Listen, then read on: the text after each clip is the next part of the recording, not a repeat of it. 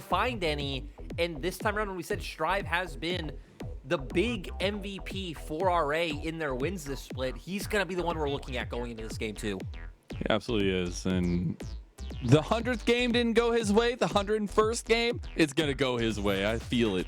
As we do have similar size from game number 1.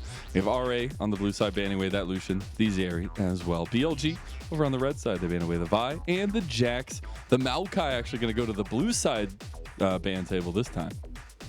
That's why even though Yagao was the highlight and he was MVP, right, we need to remember that Shun was the one setting a lot of that up. Like, his first few minutes wasn't really able to find too much, and that's honestly just down to Luyen doing a great job on that Wukong. Once we got into mid-game, his ultis were so crucial to BLG being able to take those fights. So I like the pivot so far, and even BLG changing it up, taking away the Renekton, which is the Cube specialty, so I do understand this one coming on through.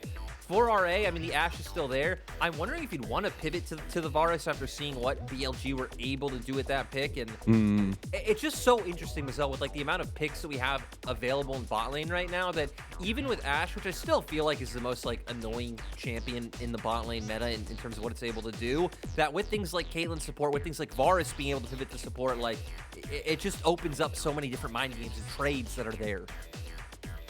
I do get a little scared giving BLG that big like vision control where they utilize it really well last game, and RA will not have that necessarily this time. Obviously, big pick still on the board is the Heimerdinger. Also, that Asim will get his most played by far here in the spring split with the Varus. I think it's leading to some differences in this second game that I actually appreciate from RA, and I do want to see what the rest of their first phase is before I am sold completely on how they're going to bring back this series. But now we just get to take a path through all the jungle choices here for Shun, as it would just be so funny. So last year, we did have this matchup between Shun and Lian, and Shun did play the Nidalee into Lian. It did not go well. We're not going to get that from Shun this time. Maybe we still have the chance from Lian, but it will be Wukong this time for BLG. And we saw Lian actually find so much advantage in the early part of the game last time around.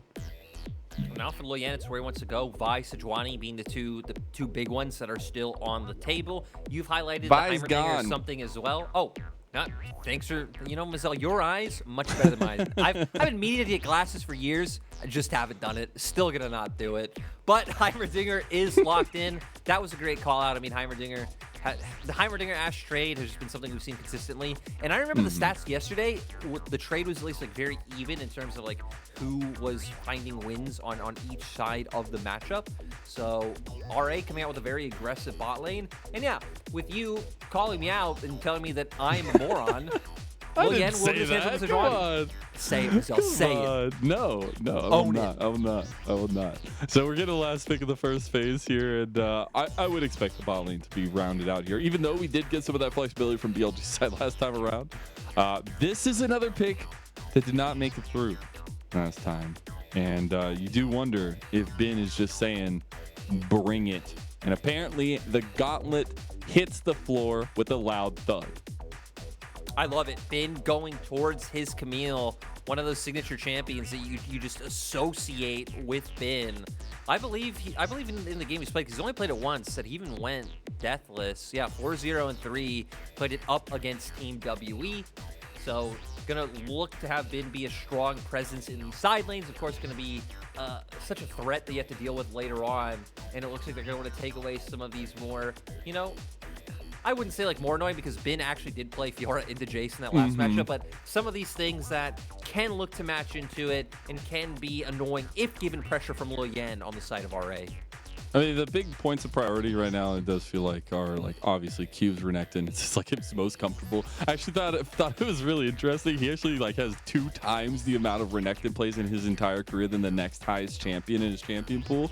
But it is off the table in that first phase, so we won't get that one. But I'm still looking at the K'Sante being on the board. And in second phase, do we get some of those bans to kind of peter out this top lane matchup, as the Rise is the ban by RA. We'll see what joins that Jace on the ban table. It is the K'Sante. Well, there you go. I wonder, can Cube go for the Qingtian special?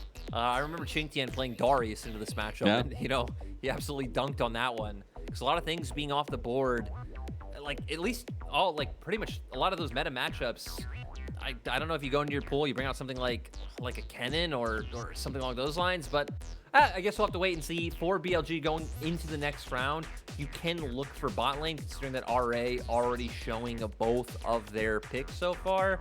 And with it, I mean, we've already seen what the Caitlyn can do. Jhin was something we were highlighting a lot in that first draft phase to be able to go, and you can match some of the wave clear on the spot side, and once you get those bouncing grenades online as well, try and clear out some of these like turrets, get those good trades off, and yeah, we're gonna see what BLG go for. Do it, go for the Jhin.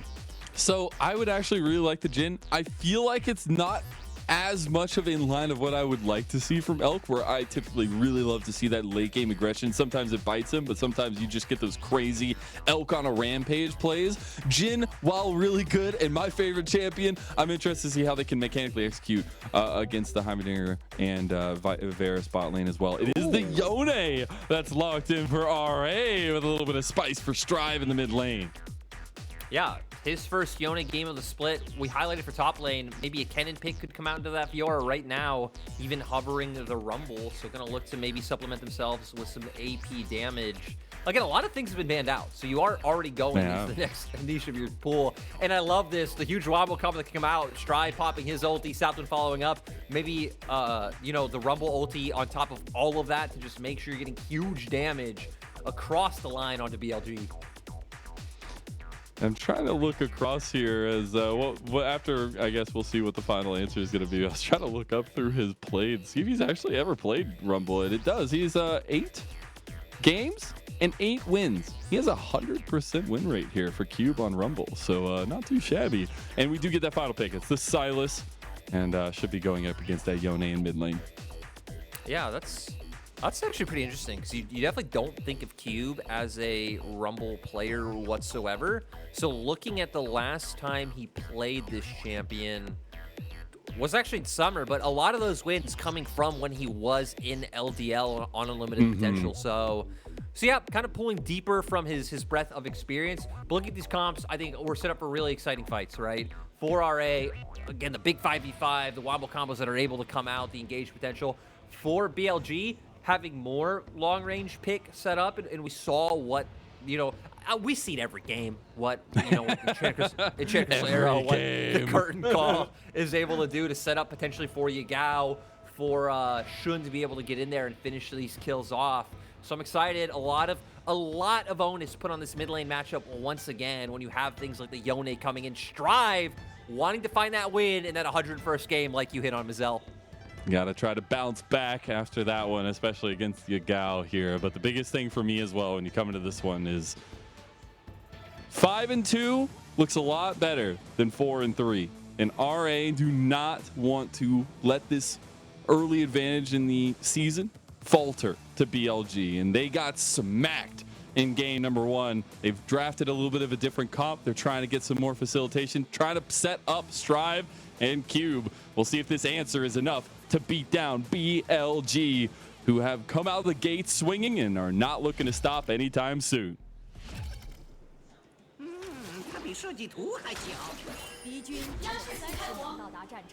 Already getting the posturing down towards bottom lane. We've seen teams doing this consistently against Heimer, right? Making sure that he can't get, his ideal setup with all of those turrets down and make the bot lane 2v2 a bit more manageable in those first few levels for your side.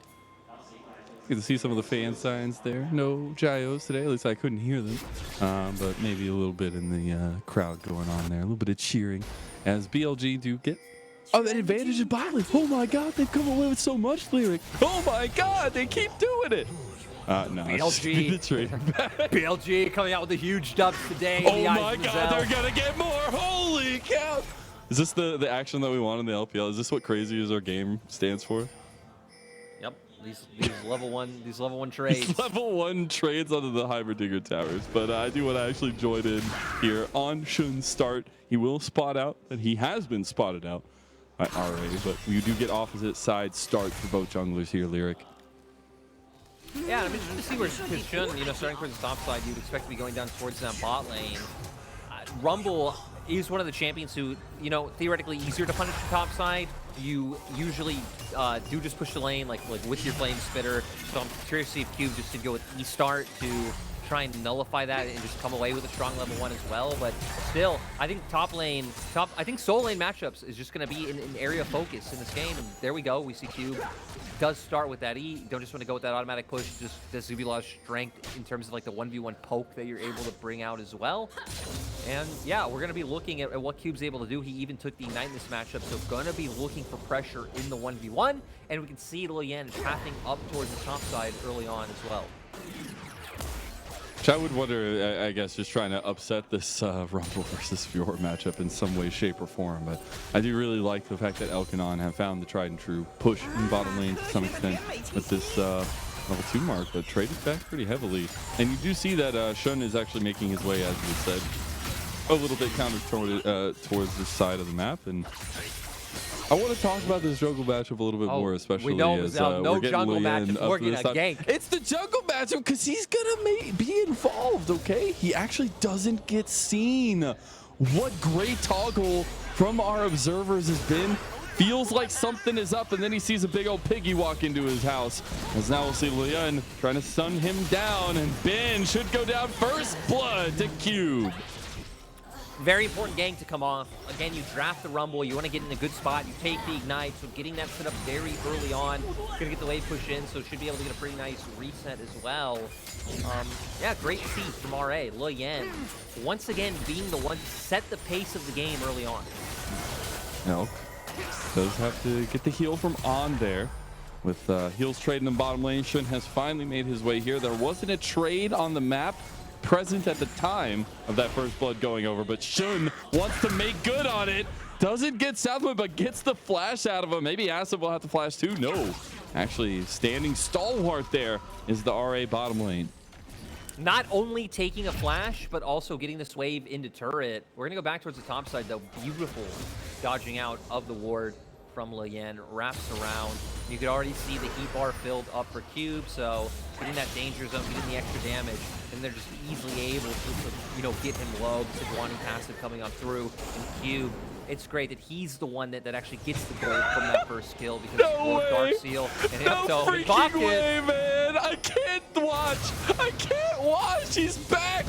Oh, Ben's like running away. He's like, you really came back, huh? You had to come back up here and fight me. Now I've got teammates, though. As flash from Cube, flash from Lian. He'll get the kill, but Yagao is here as well. And there is one too many BLG cooks here. And RA cannot stand the heat of the kitchen. Cube goes down. Shun gets his kill. And a trade back, even with that 0-2 top laner. And this is actually very important because, look, Cube, we know, isn't running TP. With Yagao coming up towards top side, they're able to get that wave in, but I love this adaptation. Realizing, hey, we can't give over this much standing golden experience. Send Strive to top side with the TP. He's going to pick all that one up. So, actually, the kill going over isn't as detrimental as it should have been, but I love this punish from RA. I mean, stock and standard, right? They got the earlier kill, they got the wave in, so there's a bounce back coming in. Leaves Ben very vulnerable to another gank. You know he doesn't have flash. You both have to commit flashes to be able to finish this one off. And again, nice roam by Yagao to make sure that it at least gets equalized. Yeah, without that, I mean, there's a big difference this early part of the game, but BLG are actually able to fight back a little bit. Now Yagao looking for these roams towards bottom lane, and this is the kind of thing I'm looking for, especially with Yagao about to hit level 6. I love to see that he's so willing to try to get out of this lane and affect something else. And Southwind a little bit back into the bottom lane of BLG. I love that you're highlighting mid lane because look at what has happened from the last play, right? Where CS advantages have gone. Because Strive now having a massive one in mid lane because he went and picked up that huge wave in top side. Cube, on the other hand, is losing out against Ben. Like right now it's looking a little bit closer, but Ben's gonna have a massive wave that he's gonna be able to pick up. So we're just seeing kind of the consequences of the decisions that were made and who's getting this gold.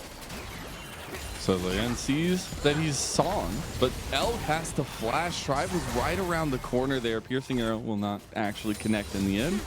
And RA looking for something on bot side, trying to pull some pressure. Oh, Lian doesn't see that he's Song now, Mazel. He's not seeing the Song. So much. Oh my goodness. It's just ships in the night, Lyric. It's just ships in the night. He's like, wait, you were here? As they're actually using a lot of his presence from bottom lane now to start up this dragon.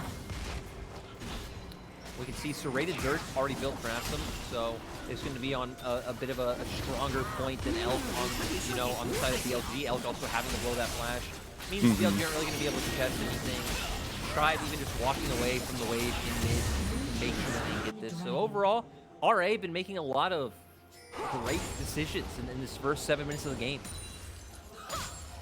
It's a nice little bounce back, even though they had those early advantages last time. To have a little bit more of a stable comp, it feels like.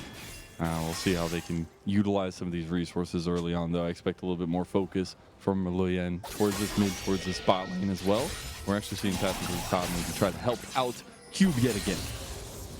It makes sense because bot lane's going to be a bit of a wash. Like, you're both just bouncing waves. Like, sure, aggressive trades will come out, and the potential to kill is there, but you have a top lane matchup where on one side, there's no flash, right? Taking the ghost, able to, like, run down your opponent later, and mostly for those team fights, and Cube having the Ignite. So this is definitely the matchup that you want to influence, and with it being that, 8-minute window, Herald coming online, Southland's here first, so RA should be the team that are able to get this. We're going to see if BLG rotate anyone up after answering this wave in bot, or if they're just going to try and answer some plays from that bot side.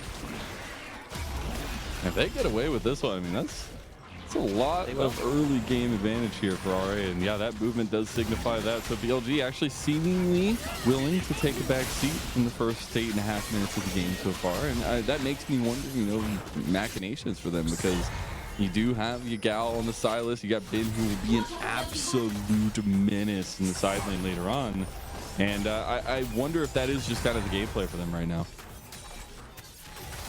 Yeah, they're just hoping to stabilize, right? Let Fiora just keep getting farm under her belt. Wait for a point. Once we have these level 6s online, which they finally are coming. There it is. Enchanted Crystal Arrow on. This is where you can at least start setting up and looking for these picks. See Yagao trading on to Strive while Strive takes that tower plate. Let's get a little bit more there for himself. So 20 CS lead plus the turret plate feels good for Strive. Guys, again, bounce back from Strive. Again, giving a lot to Yagao without giving a lot to Yagao last time around. Kept him very steady in lane, but then Yagao just kept coming up with big dividends outside. And on the Yone, he's got a lot of prowess to do something here, but does get the flash burned out of him and the Fade Seal to make sure he gets out. I feel like it was a bit of a mismanaged gank coming out from the side of BLG, honestly, because Soul Unbound came out from Strive. He was going to have to like zoom back into place. I feel like he could have been a little bit more patient with some of those CC tools coming out, especially from On with that Enchanted Crystal Arrow. You still get a flash, pressure still put on, and when you're on a champion like Yone, that is a champion that really wants to look for those all-ins to find winning trade patterns. So, still a small win, but it definitely felt like it could have been a bit more. Didn't get exactly what they looked for, but still, this Rift Herald now is my next look for Luyen. As it's still about halfway, so some give to it, but I'm definitely looking if they want to try to crash into this mid lane quickly to get these turret plates back over to Strive, or if he just revisits this top side. As we said, I think it's right now Luyen really bouncing between these two solo lanes, and where do you think he's going to drop that gold off at? I actually think he might go top, but I don't want him to go top with the Herald. I know, me neither. I want to go Strive. I also feel like breaking down top lane turret early on doesn't really do much for you. Like, you're elongating the lane for a Fiora up against the Rumble. Ben's going to be able to get farm on himself more easily. Sure, theoretically, Cube will have more opportunities to roam around the map, but I feel like if anything, it'll just give more chance for BLG to get where they want with this top lane matchup than, vice versa. So if you go for it anywhere else, especially towards that mid lane, yeah, you're going to be giving Strive a lot of wiggle room. Barely misses, or barely dodged out of Cube getting out of that one from the attempt of BLG. Luyen actually visiting this top side of the map, just here lying in wait.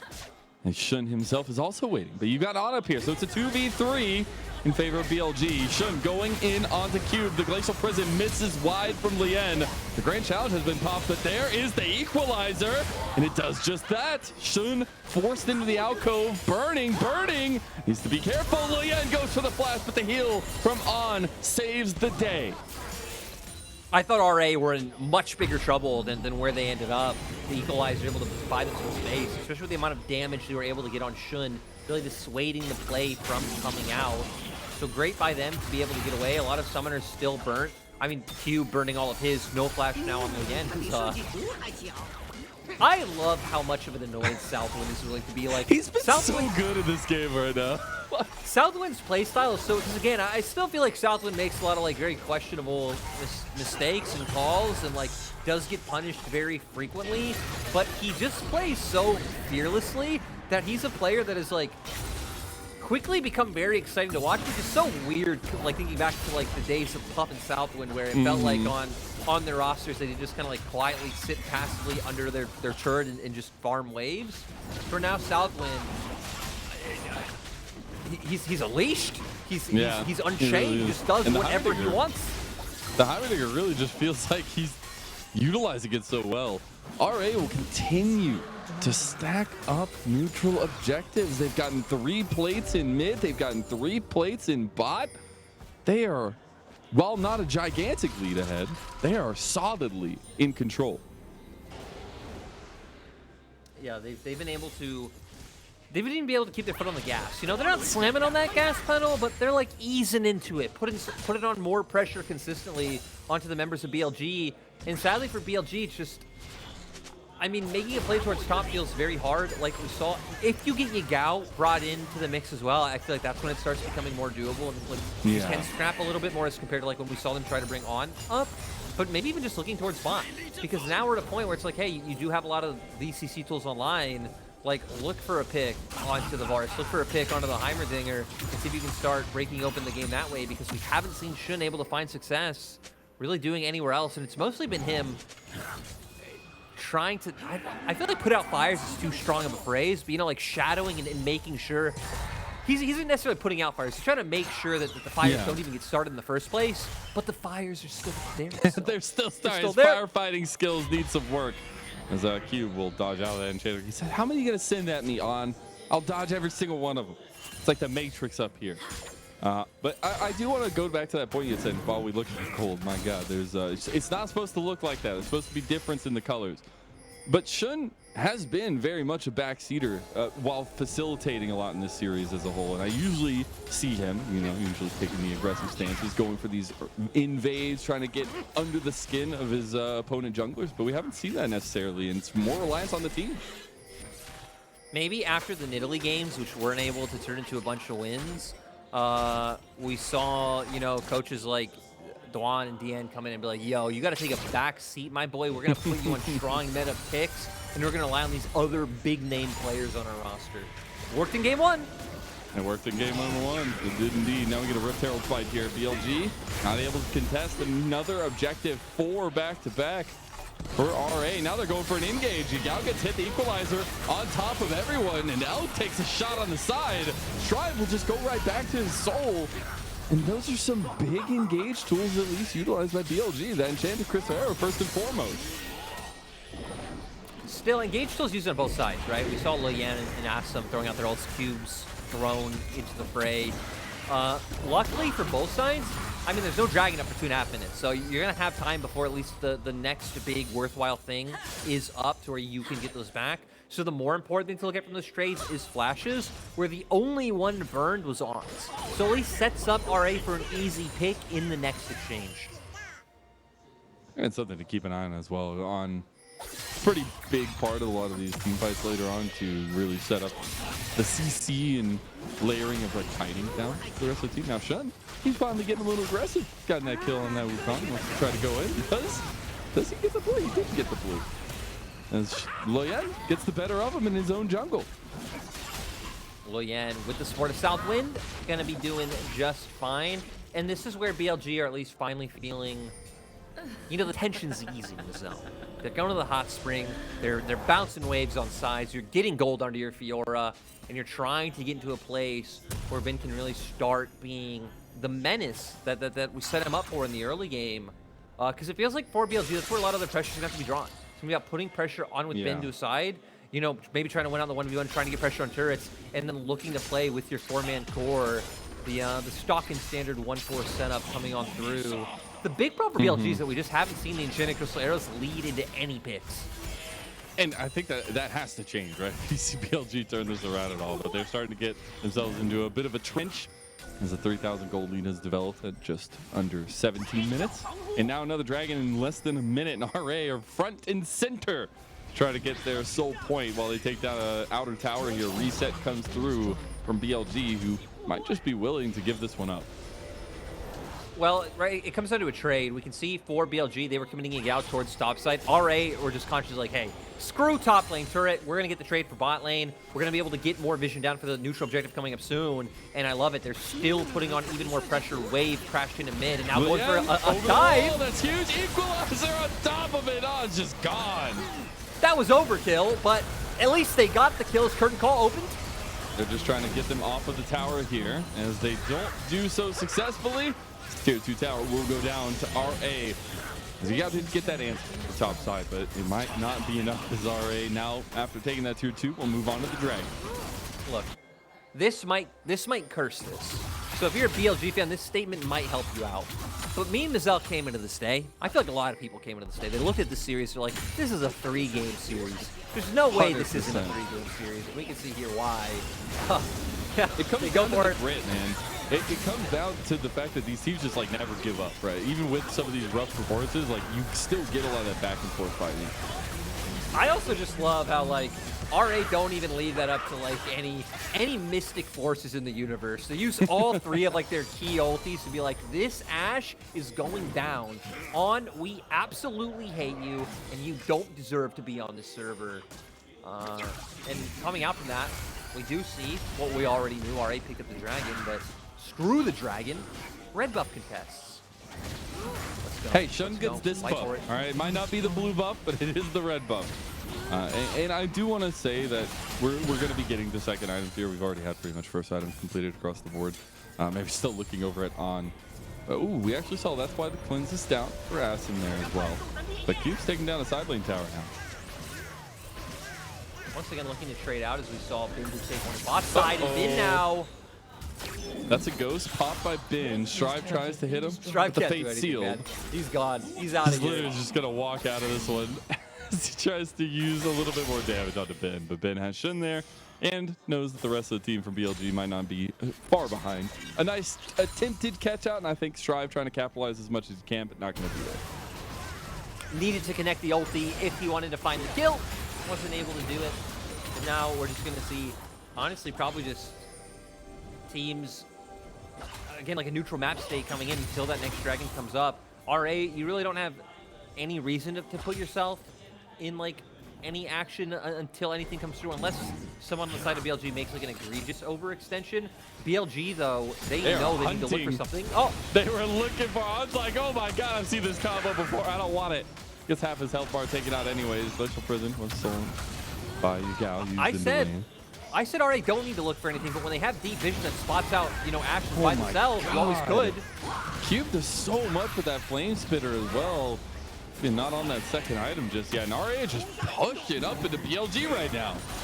I don't think there's anything. I mean, they're going to get the TP now out of Bin. This is going to be a fight brewing. They have caught Southwind on the side. Chains of Corruption comes out. Fourth shot, not enough to trade 1-for-1. Jungler for support. And you'll take that all day for RA. BLG just looks so hesitant to go for any fights, which I get. I mean, even just look at the items. We only have Ghostblade on Elk and another serrated Durek. You have Asim already like making his way up, like so like his second core item. Just don't have a ton of completed the Eclipse. Yeah, so two items online. BLG, you just don't have like a ton of DPS there. It's way more indexed into being able to burst someone out, which is why RA feels so comfortable just walking right into the faces, walking into the home. BLG putting their feet up on the coffee table, watching the NFL on their TV. We're gonna see here. TP comes in. They are able to at least get Southwind with the Enchanted Crystal Arrow finally, but yeah, Shun going down. You'll always take the jungle for support trade. The silver lining for BLG is the fact that, I mean, when you're behind, right, going 1-for-1 is at least better than continuing to get shut down. The thing is, though, RA are back on the map with 2 items completed for Strive, those 2 items completed for Asim, and 2 items completed for Lien. They can utilize this power spike here for themselves. Chain of Corruption comes in, but now the focus is on Q, but he goes golden, and they don't have the damage to stick afterwards. Yagao had the equalizer, but the fate sealed was huge from Strive, and RA pick up 2 members of BLG. RA just benefiting from the fact that BLG starting that fight up on equal grounds. BLG were Southwind. This is what we were talking about with mind Southland. gaming him, man. This is a man who doesn't care, and it leads to a lot of moments like that which probably shouldn't happen. But RA going for Baron right now. Yagao and Elk, the only ones here to contest. They can't contest. No They can't do way. anything. Yeah, this is a pretty clean setup for RA here as they've gotten their Baron now. 3 minutes on that time. You got another Dragon coming up in 30 seconds, so they'll push out these waves and set up for their soul, as this was the attempt from BLG. Going for a pick, but it's like, okay, it's a 5v4, that's what they're hoping for, but not equating for the fact that Cube can go into that stasis, Equalizer comes out, and that fake seal you hit on was huge. And Shun just left in such an awkward position trying to start it up. But when you have things like the Equalizer, it's gonna, oh, what? The carousel cue's going here. They do find a big cyclone on the back though. You got Bin on the side. Can they find anything here? They don't. Maybe they get Southwind, maybe they get something. BLG, they're scraping, they're clawing. They want Cube, but they don't get him. He finally dies, but it's a double kill, having given over to Strive. And now Elk, he's doing ADC things, but that is what an ADC does, and dies to a mid laner. Yet again, Strive is rampaging through this team, and that will be soul to RA. I mean, look at 7,000 gold lead. We said RA just walking into BLG's house and making it theirs. BLG ordered a pizza. Pizza guy named Dave comes knocking on the door. RA just walks up and swindles it right in front of them as well. What could they do? They don't have their home. They don't have their NFL. They don't have their pizza. They don't have anything. They don't have anything. They go for a pick on RA's side. Yagao buys time, and BLG try to find something. Well, I mean, the Wukong ultimate's decent, but he's just so squishy. The item advantage is so heavily in favor of RA that We they just just saw can't two put us in the kills. We just saw two two more kills in the picture-in-picture. Yes. Strive just picked up 2 more. You saw that double kill right there? Well, he got himself a triple and then another double. It's a triple-double. Now we're going to basketball. But now RA is pushing in the base. It should be a clean win from RA, and what a bounce back it is from that first game, right? We saw some of that early game focus work out for them. They couldn't close it out. They got manhandled by Yagao in the late game, and now they're manhandling BLG right back. Yeah, they have, oh, wait. He almost dies from that. He almost just dies outright. RA getting everything they want. They're going to be able to lead, taking an inhibitor down. And now, I mean, you have an inner turret left in top side that you can start, you know, working on through.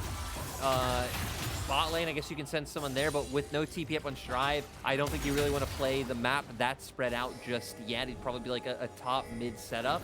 And yeah, just keep breaking down these structures of BLGs. We get to see how it happens.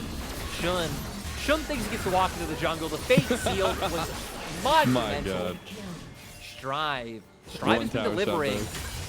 Yagao stepping up in game 1, Strive answering right back in game 2. This is the battle of the mid laners that we needed to see. Exactly that. We'll see another fight though. Equalizer from Yagao on the back line. It's kind of big, but BLG's back line is getting run down by Lian. That 4th shot didn't do nearly enough. Has 2 more kills to Strive. He is destroying the KDAs of BLG right now. And everyone from BLG has to run away. Did we see a Sejuani completely just zoning off? Like, yes, we did. Back line, huh? Indeed. In that, you know, that's what almost 3 items will do for you. Yeah, he did not get. Yeah, he's huge right now. Well, yeah, still taking a bit of damage, right? Bin especially with those vitals is able to get things off on him like we saw, but it just isn't. It just isn't enough, especially when you factor in that you have the Mountain Soul there, 2 Mountain Drakes. There's an impenetrable fortress. BLG, right? I mean, when you're this far down, you just got to try and hope you can find anything. And Jennifer's arrow goes off. We see them get onto the back line with the Equalizer from Yagao and Shun following through. But look, you're not really able to follow up with anything else. Elk surprisingly was able to get off the full curtain call. But Lian making sure that Bin isn't able to get involved in the tussle. And it feels like Bin and Yagao are the ones who are to be able to get this damage off onto RA, but you aren't really indexed into these you know, crazy chaotic brawly 5v5s. You want picks, you want side lanes, you want, you know, small skirmishes, and RA just aren't giving that to them. Hell, BLG aren't even looking for that. Exactly. Yagao stole that equalizer, and Strive literally just stood in it and didn't seemingly take any damage. And that's just some of the difference with this gigantic gold lead they had. But first of all, the kind of compositional strength that we really saw change up for RA in this second game. And it's going to give BLG a lot to think about going into the third game. We still got to see the end here as Strive does get the arrow blocked there by his best friend Cube, and should be a tier 2 tower going to RA. Two teams that we expect to make that run to playoffs. Both, honestly, just great rosters coming in RA. I mean, let's be real. At this point, it will take something huge from BLG. A massive mistake. They got a TP flank here, but the front lines are falling here. Shun's already galping. I don't know what you got to say back here, but it better be something loud and boisterous as the curtain call is utilized. Then we'll just be tanking. You know, Mizel, I don't even know at this point when like the engage comes out from BLG that like I get on my toes and I get excited. There's just no way. There's just, I just like, and then Shun, you know, immediately dies every time. It's like, oh wait. Ben just watches menacingly from the shadows as they take his base. Not much to say there, as RA should be turning back onto this Baron that does just now spawn. And as you said a little bit, and you were kind of dancing around, we had stated at the beginning here, this series is pretty big for both these two teams. It may still be the middle of the season and the split of spring, but again, a 5-2 record for RA looks a lot different than a 4-3 record. A 4-3 record for BLG looks a lot better than a 3-4 record, right? I think both these teams trying to vie for that, first of all, playoff spots, but the kind of upper quarter. They have to be able to take home very contested series like this. You're right. These are the important ones. If you're expected to beat all the teams kind of towards that bottom end of the table, these teams that are in your wheelhouse, that are on your same tier, are going to be the ones at the end of the day that, you know, make a difference between making playoffs or not, or like being a 6th seed versus like, you know, a 9th or a 10th seed, and, you know, being able to get more favorable setups. BLG, once again, they know they just have to continuously look for this. But I want us to keep our eyes on Strive. Oh. He's been finding everything. On is just getting run down by Lien right now. Just literally can't do anything. Great equalizer. Yagao's equalizer doesn't do anything either. It doesn't. It's great. It's lined up across the whole team, but it really does nothing. They just don't take damage. Oh, Gold lead's man. too big, Zelt. Yeah, I mean, at this point, I think like once you get over 10,000 gold lead, every other 1 gold after that is just like a shield that gets added, an invisible shield to your health bar. As RA, they're gonna dance around in front of the Baron pit, but the dance will be the final one for BLG in this second game. They'll chase down Elkin base, but it's RA equalizing an important series, and we're going to game 3, Lyric. What a surprise. RA BLG game 3. Who would have ever seen this coming on paper? But great from RA. They bounced back. They brought out some, you know, exciting picks, right? The Rumble into the Fiora with so many bans going towards the top side. We have Strive on the Yone, which is something we've seen him on in the past, but it was his first time on it this split. And yeah, it was great. Overall, RA now we've seen consistently in these 2 games have been